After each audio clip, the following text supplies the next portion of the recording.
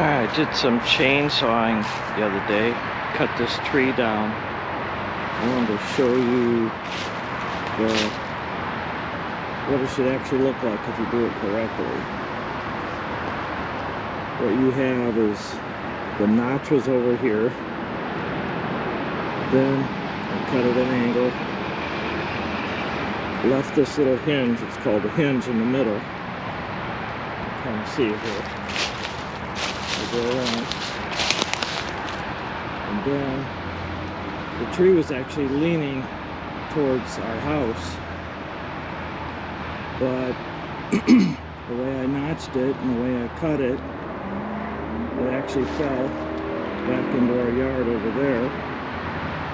And then I got this nice pound of mulch chips. So that's how you cut a tree down correctly.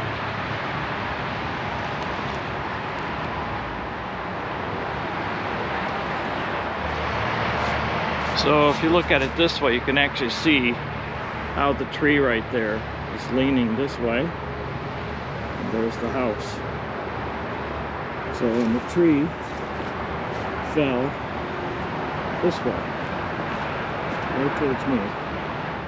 So anyways, I wanted to show you the piece, the way it looks with the hinge right there.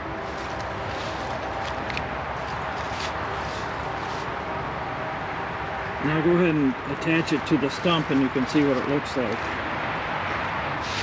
Well, it's impossible to hold that up on top of that stump. Just can't do it. Too heavy, too awkward. But I can show you here, you can kind of see the angle that it sits at. And there's a close-up of the hinge.